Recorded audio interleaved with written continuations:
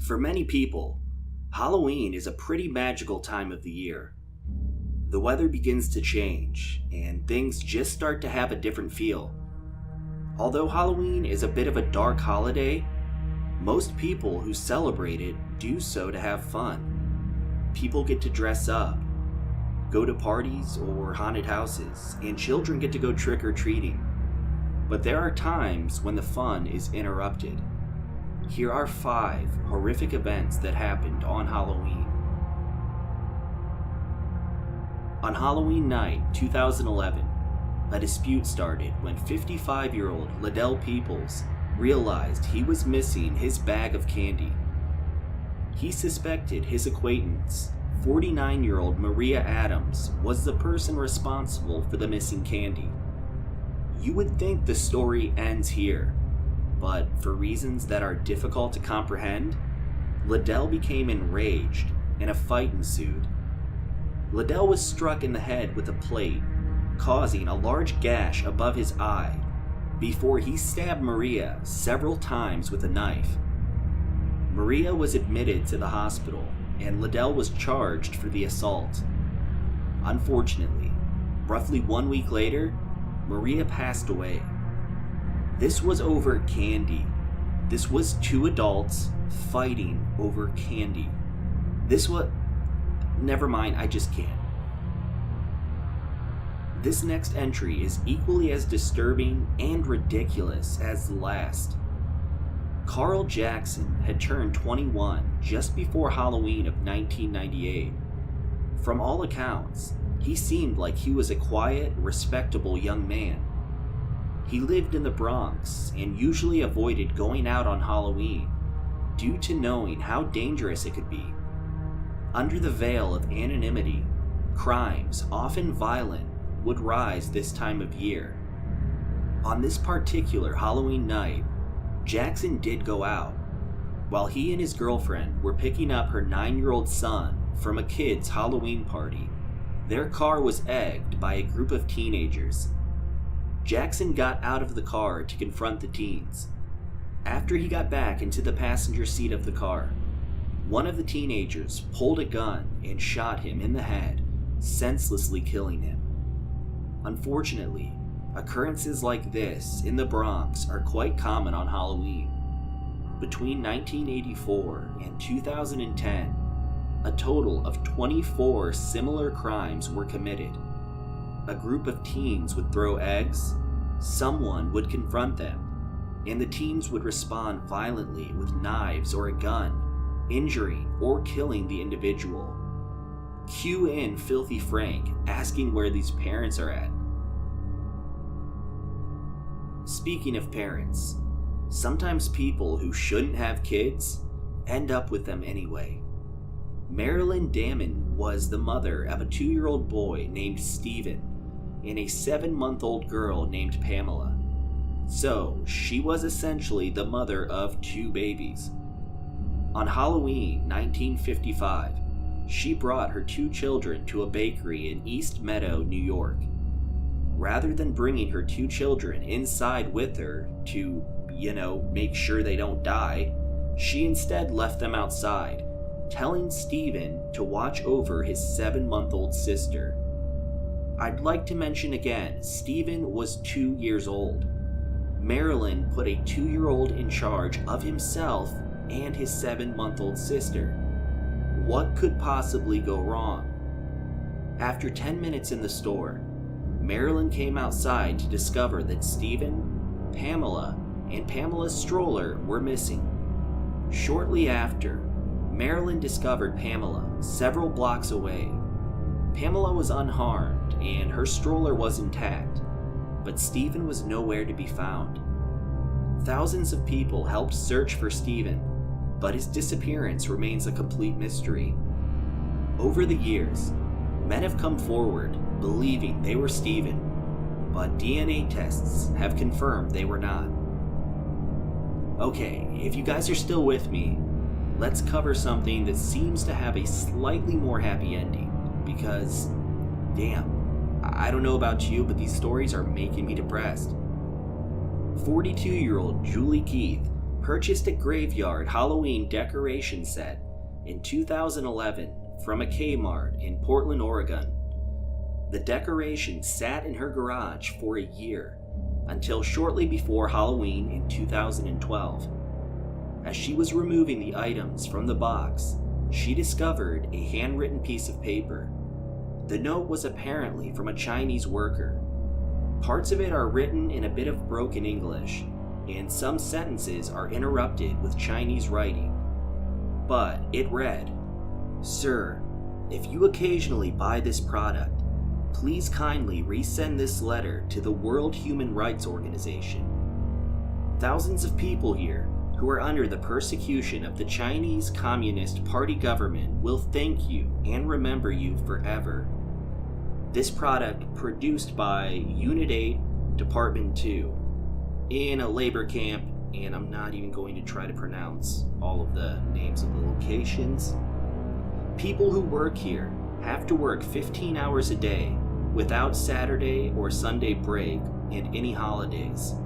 Otherwise, they will suffer torture, beat and rude remarks, nearly no payment, 10 yuan a month, which is roughly $1.61 US.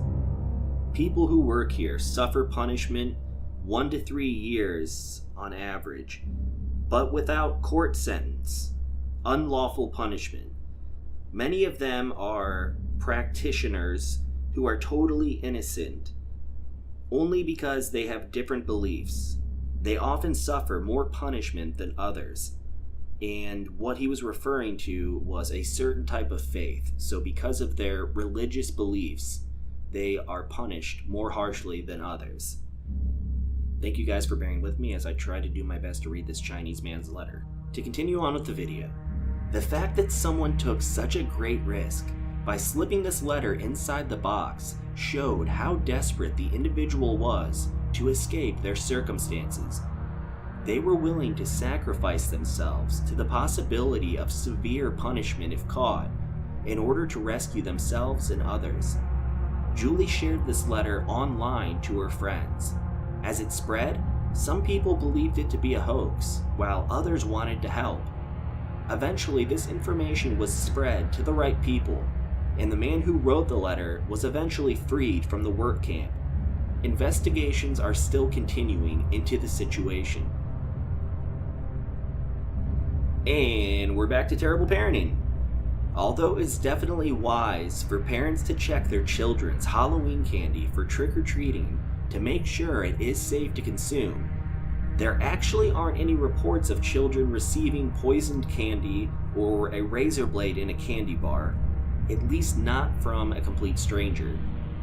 Ronald Clark O'Brien was a father of 2 in Pasadena, Texas. On Halloween in 1974, Ronald took his children trick-or-treating along with his neighbor and their 2 children. The group stopped at a house, but no one answered the door. The kids ran ahead, but Ronald stayed behind for a moment. Shortly after, he caught up to the group. He had 5 21-inch pixie sticks, which he said he had obtained from the home that originally didn't answer the door. Ronald gave a pixie sticks to each of his neighbor's children, along with his own son Timothy and daughter Elizabeth. That night, when Ronald and his children were at home, Timothy asked if he could eat a piece of candy before bed. Ronald said yes, and Timothy selected the pixie sticks. At first, Timothy had difficulty getting the powder out. Ronald helped loosen it for him, and Timothy consumed some of the powdered candy. After he reported it tasting very bitter, Ronald got him some Kool-Aid to help wash the taste away. Immediately after, Timothy complained about his stomach hurting. He soon began vomiting and went limp. Within an hour of consuming the powder, Timothy died on his way to the hospital. Timothy's death had everyone in the community in fear, and this event is greatly credited to the spread of the urban legends of people poisoning candy and handing it out to random children. Timothy's autopsy revealed that the pixie sticks he consumed was laced with potassium cyanide. 4 of the 5 pixie sticks Ronald had handed out were turned into the police. Luckily, no other children consumed the poisoned treat. Police began to get suspicious of Ronald. He first said he was unable to remember which house he got the pixie sticks from, but since it rained Halloween night, they only visited a small number of homes. Eventually, Ronald led the police to the home he said he received the pixie sticks from. It was owned by a man that was confirmed by 200 people to be working until 11 p.m. Halloween night, and he was quickly eliminated as a suspect. As the police continued to investigate, they found that Ronald was $100,000 in debt. He was about to lose his car and his home. Earlier in that year, in January, he took out a $10,000 life insurance policy on both of his children. Just days before Timothy's death, he took out an extra $20,000 of life insurance on each child, totaling in $60,000 between the two of them. Days after Timothy's death, Ronald contacted the insurance company in an attempt to collect on the policy. Eventually, Ronald was arrested for the death of his son Timothy on November 5th, just days after Halloween. On June 3rd, 1975, a jury took 46 minutes to find Ronald guilty of murder and just 71 minutes to sentence him to death. On March 31st, 1984, Ronald was executed via lethal injection. So, there you have it. There were a lot of other stories I looked at and considered using in this list, but trying to stick to the theme of my channel, I chose stories I personally wasn't familiar with in an attempt to possibly bring you something new.